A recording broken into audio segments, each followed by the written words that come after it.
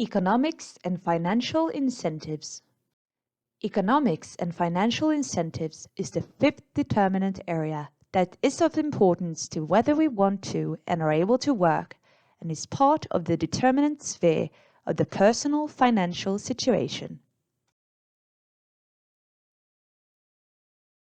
The term economics derives from the Greek oikos, which means house, and nemein, which means manage. The study of managing limited resources in circumstances of scarcity, in other words, to manage the resources and assets that are available. Economics is about different systems for resource management. For example, what is usually called economics, business administration, and personal finances. Economics constitutes theories on supply and demand, and economics is divided into two main parts. In microeconomics, individual choices are studied, both from the production's and the consumer's point of view, as well as theories on how individuals reflect and make decisions in production and consumption. In macroeconomics, an entire economy is studied, for example, a municipality, region, or country, focusing on flows and effects in different economic systems. For example, how political decisions affect production, unemployment, inflation, etc. Another area that sometimes counts as a third part is what's called international economics. In other words, the study of trade and capital flow between countries. Business administration constitutes accounting and financial management, acquisition, production, organization, marketing, external analysis of the market the enterprise is active in, and how the enterprise or brand should position themselves in order to be successful. Personal finances constitutes an individual's expenses, such as costs for living, for example, rent or interest on mortgage, food, transport, clothing, consumables, etc., as well as income, which could be salary from work, return on invested capital, or different kinds of benefits like pension, sickness benefits, sickness compensation, child benefits, housing benefits, etc.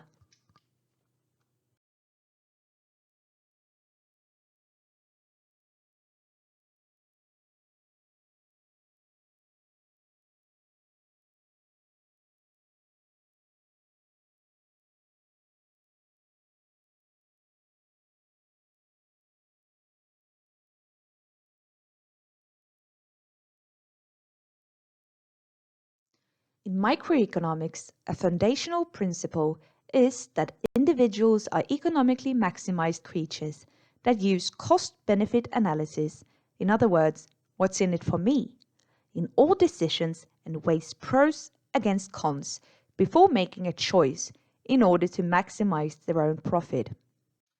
Cost-benefit analysis tries to estimate pros and cons through weighing in all aspects that count as profits or losses created by the project or choices that are considered. According to this principle, all humans always make the choice that results in the largest possible profit for the lowest possible costs, a so-called maximum expected utility. According to this concept, humans are assumed to, at every given decision, to weigh the worth of something happening against the likelihood that it actually happens. However, people are not this considerate and rational all the time. People are not only regulated by intellectual considerations, but also by feelings and by not making a choice at all, but rather follow the stream, where chance or other people make decisions for them. That maximum expected utility should be a description of how people act has been criticized by several researchers. There is support for that the microeconomic maximum expected utility model rather is a normative model for how people according to economic theory, should act rather than a descriptive model for how people actually act. Personal finances and incentives have great significance for staying in or leaving working life. In working life, we talk about push factors. These are factors that can push people out of working life. For example, in reorganizations, during harder times for the company, in the closure of an organization or enterprise, or when introducing new technology. In these situations, it's important for employees not to have insufficient employability through not being fully productive, having a lack of knowledge or competence, having some sort of ill health, or being too old, etc., in order to being able to find a new occupation in a new workplace. However, in working life, we also talk about pull factors. Pull factors attract employees and individuals to leave working life through, for example, better terms in the pension system, better terms in the health insurance system, better terms in the unemployment system, financial assets, etc. That may make an individual experience that they will have a better financial situation when leaving working life.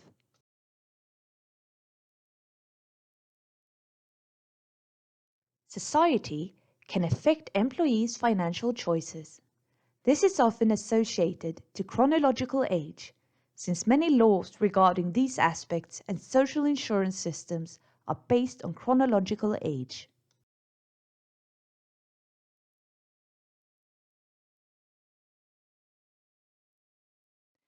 The number of worked hours in society is significant from a societal economic perspective. The discussion is often focused on increasing the number of worked hours in the societal economy. For example, postponing the retirement age is a way to increase the number of worked hours in the societal economy.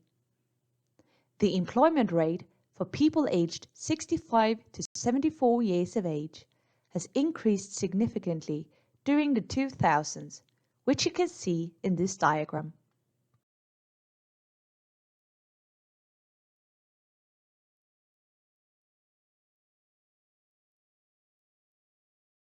In order to examine the meaning of the personal financial situation to participation in working life, we examine the age group of 55 to 64-year-olds.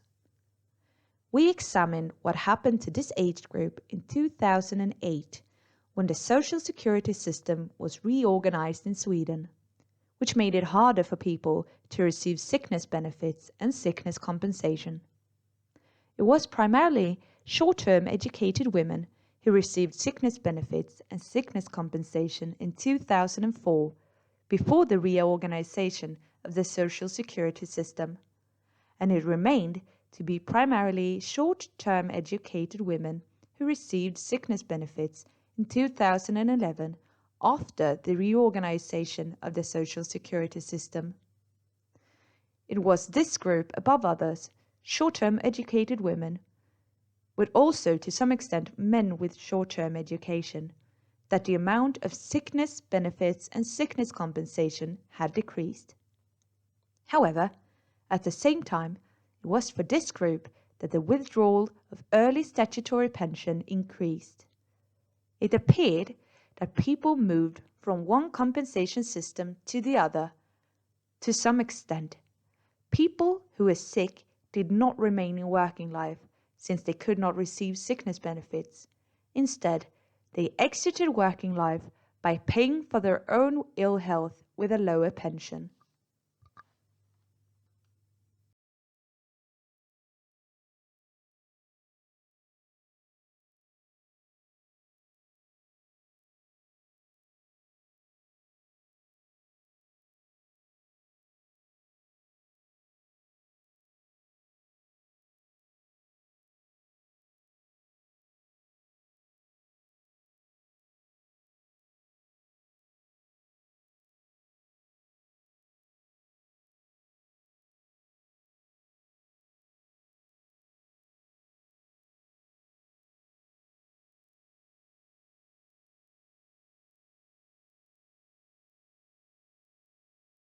We wanted to examine which occupational groups this applied to and found out that it mostly applied to women working in the production industry that had increased their withdrawal of early statutory pension and therefore did not return to working life. What we also noticed in the early withdrawal of statutory pension, besides the women working in the production industry, who often had short-term education, were not as many as men working as chief executives and higher managers both in 2004 and in 2011.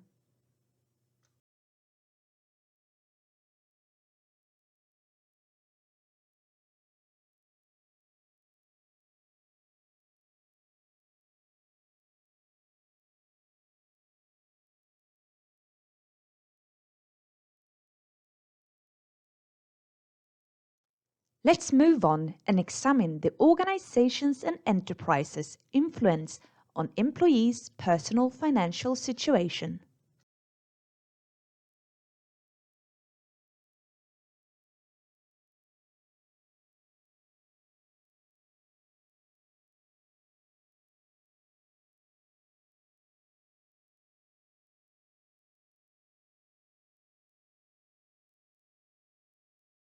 What measures can be taken at the organizational level in order to enable a sound personal financial situation and socio-economic security for employees? One can make sure that there are reasonable wage developments for all employees regardless of age, or that employees are able to afford a reduction of working hours when needed. But this is also connected to state-issued insurance, social insurance, pension, work injury compensation, etc. that affects enterprises and organizations and the employees' personal financial choices and situation. Private insurance, private work injury compensation, etc. also affects the employees' personal financial choices and situation. Other measures for organizations and enterprises to strengthen their employees' financial situation and socioeconomic security is to make sure that the working environment, both the physical and the mental work environment, as well as working hours and work pace, enables time for recuperation and prevents the risk of occupational injury, prevents being worn out prematurely, and thereby the risk of being pushed out of working life through sickness absence, sickness benefits, or unemployment.